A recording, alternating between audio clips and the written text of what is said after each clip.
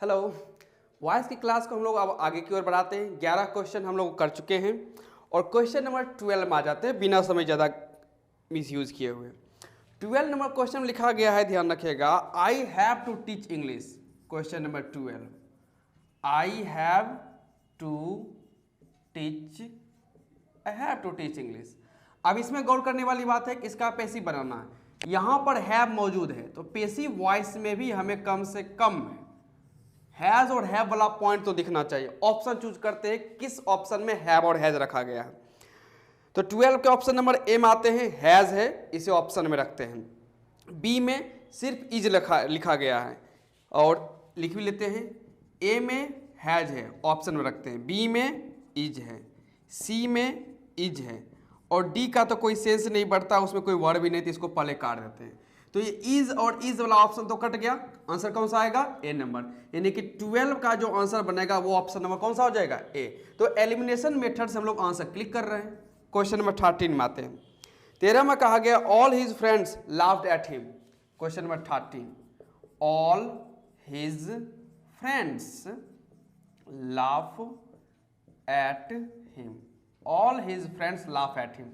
All his friends तो subject है, laugh verb का कौन सा फॉर्म है? First form. तो पेसिव में क्या दिखना चाहिए? इज आर एम के साथ वर्ब का थर्ड फॉर्म दिखना चाहिए। देखते हैं कहां पर है इज आर एम।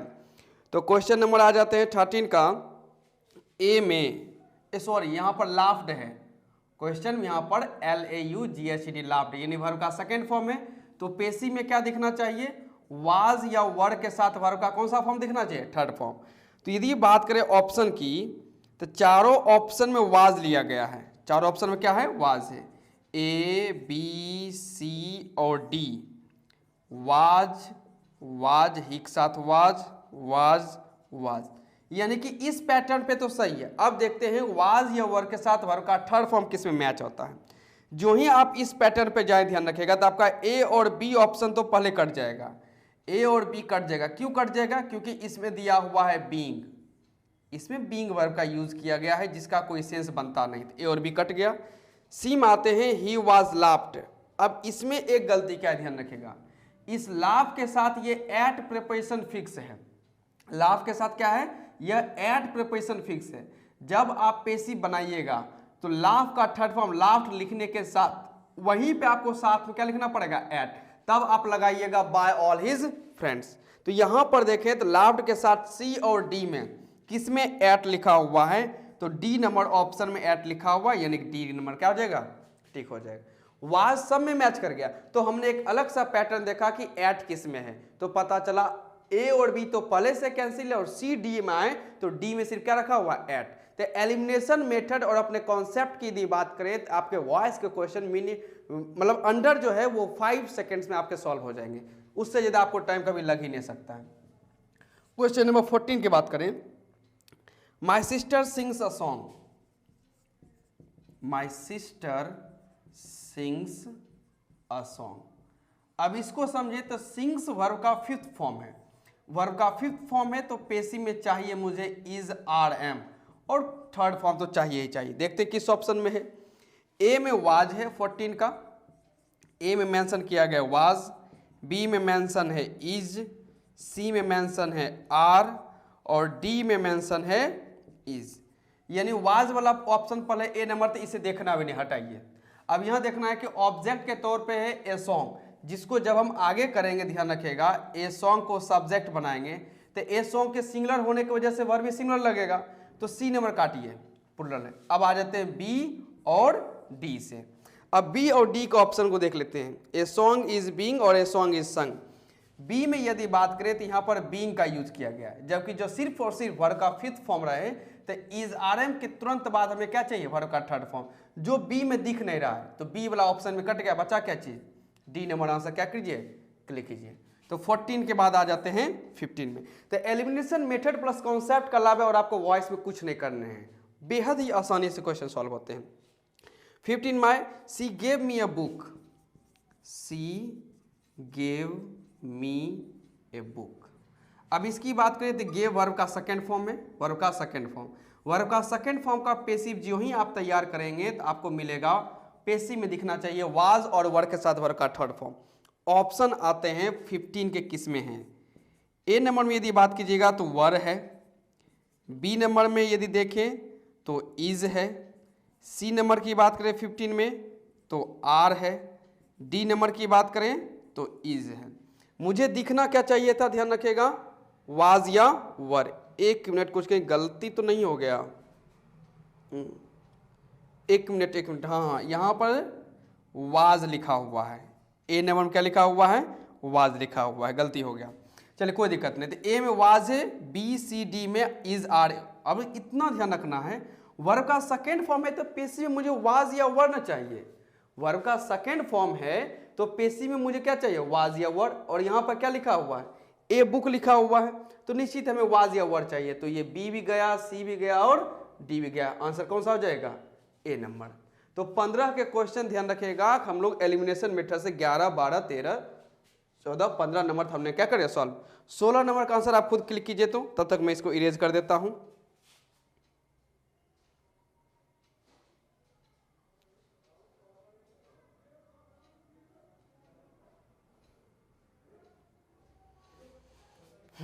आते हैं, ये 15 से आ जाते हैं अब क्वेश्चन नंबर 16 में। तो क्वेश्चन नंबर 16 की बात कर लेते हैं। 16 क्या लिखा हुआ है, सी टीच मी इंग्लिश, सी टीच मी इंग्लिश। अब यहाँ पे सोचिए, टीच वर्ब का फिफ्थ फॉर्म है, तो पेसिव में वर्ब का, एक्टिव में वर्ब का फिफ्थ फॉर्म, तो पेसिव में चाहिए इज आर एम के साथ वर्ब का थर्ड फॉर्म। ऑप्शन को मैच करते हैं ए बी सी डी में। तो 16 नंबर में आ जाते हैं, तो क्या चाहिए मुझे, इज आर एम सब में चाहिए। तो ए में यदि बात करें, ए में एम, बी में एम, सी में एम और डी में नजर आ गया है आर। यानी इज आर एम तो सब में है, इसमें कोई दिक्कत नहीं। एक तो डी नंबर काट दीजिए, क्योंकि डी नंबर में सब्जेक्ट के तौर पे आई का यूज किया गया है। चारों ऑप्शन में सब्जेक्ट आई है और आई के साथ का हम लोग आर का यूज तो करते हैं, डी तो कट गया। अब बी सी डी में हमें गौर करके देखना है क्या क्या अंतर है।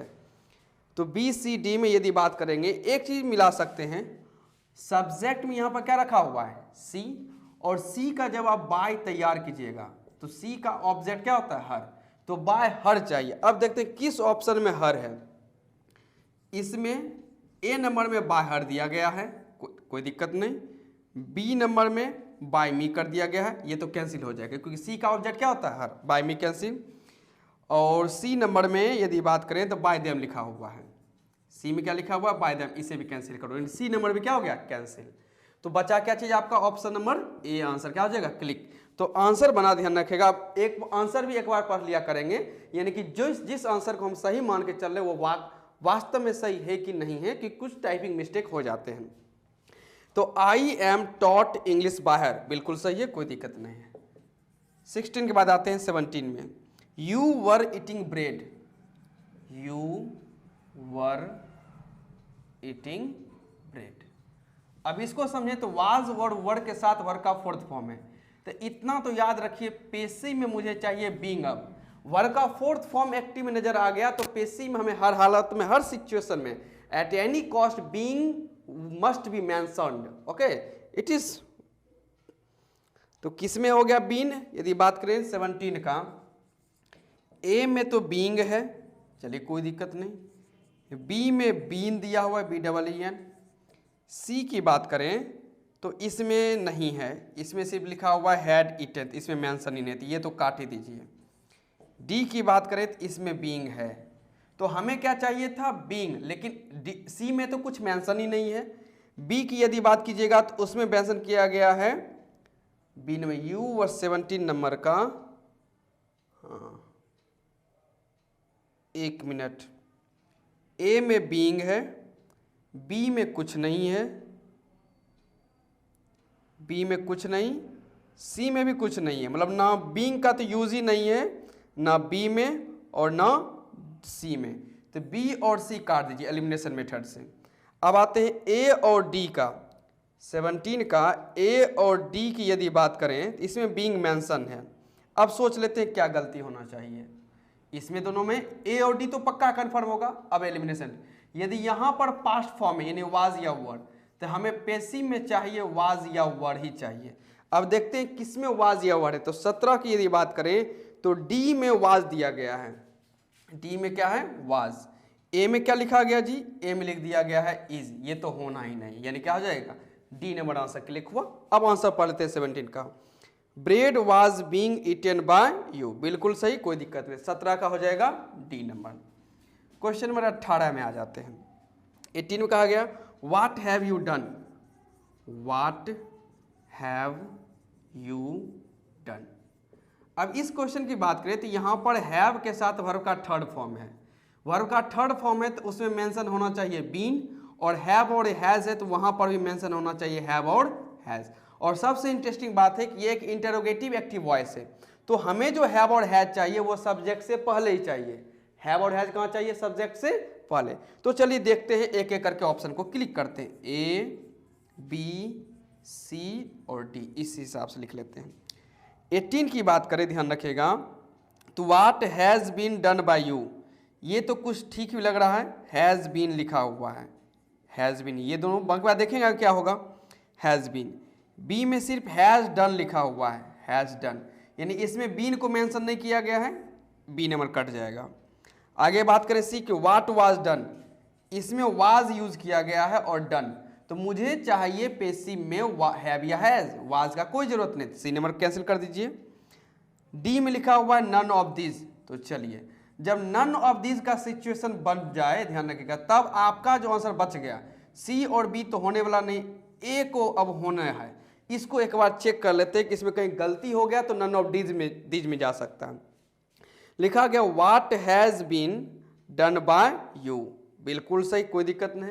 जब क्वेश्चन लिखा गया है व्हाट हैव यू डन, तो ये यहाँ का क्या है, सब्जेक्ट है, तो इसको क्या पढ़ना पड़ेगा, ऑब्जेक्ट। तो बाय यू सही है, तो what has been done by you, यानी कि ए नंबर आंसर। चलिए कोई दिक्कत नहीं। 18 का क्वेश्चन नंबर 19 की बात कर लेते हैं। 19 में you have not eaten bread, you have not eaten bread, you have not eaten bread. अब फिर वही बात हो गई, यहाँ पर हैव के साथ वर्ब का थर्ड फॉर्म दिख रहा है, तो पैसिव में हैज और हैव, और साथ में क्या चाहिए, बीन, और बीच में चाहिए मुझे नॉट। आफ्टर हेल्पिंग वर्ब के बाद हमें क्या चाहिए, नॉट, तो हर सिचुएशन में ही चाहिए। तो ऑप्शन नंबर देख लेते हैं किस ऑप्शन में हैज हैव के साथ नॉट के साथ बीन का यूज किया गया है। क्वेश्चन नंबर 19 में हम लोग, तो 19 में यदि बात करें तो ए नंबर में लिखा हुआ है has not eaten, A number में हैज नॉट ईटन। अब मुझे नॉट के बाद क्या चाहिए था, यहाँ बीन फॉर्मेट चाहिए जो है नहीं, तो ए कैंसिल। बी की बात करें, bread has not been eaten, ये ठीक है, हैज नॉट बीन, ये ठीक है। चलिए सी नंबर में आ जाते हैं। सी नंबर में क्या है, वाज कर दिया गया है, वाज नॉट, तो वाज दिखते एक साथ कैंसिल। और डी में लिख दिया गया है नन, डी में क्या है, नन है। चलिए अब नन आ गया, तो यानी कि ए और डी में से ए को चेक कर लेते हैं कि आंसर सही है कि नहीं है। तो 19 नंबर में आ जाते हैं। क्वेश्चन है you have not eaten bread, तो ब्रेड के आगे, ब्रेड को आगे करेंगे, सब्जेक्ट बनाएंगे। Bread is un uncountable thing, जिस वजह से we have to use singular verb has, तो bread has not been eaten by you, पूरा आंसर होना चाहिए। Bread has not, B number में आ जाते हैं, bread has not been eaten by you, बिल्कुल सही है, कोई दिक्कत नहीं है, यानी कि 19 का हो गया आंसर नंबर बी, बिल्कुल सही है, bread has not been eaten by you. Question number 20 में क्लिक करते हैं। Question number 20, what are you not doing, what are you not doing, interrogative है, तो इंटेरोगेटिव में डूइंग आ चुका है कॉन्टिन्यूअस फॉर्म में, वर्ब का फोर्थ फॉर्म। पैसिव में मुझे दिखाना है बीइंग, इतना मुझे एट एनी कॉस्ट क्वेश्चन तो डिमांड करेगा ही।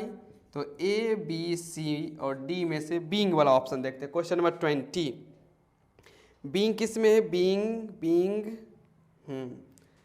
ए में यदि बात करें, लिख दिया गया है इज नॉट बीइंग। चलिए इज आर एम है, तो यहाँ पर भी मुझे इज आर एम तो कुछ ना कुछ चाहिए, देखेंगे क्या होगा, ये इसको मान लेते हैं ऑप्शन में। बी में वाज नॉट बीइंग, वाज दिखते के साथ कैंसिल, इसको रखना नहीं है।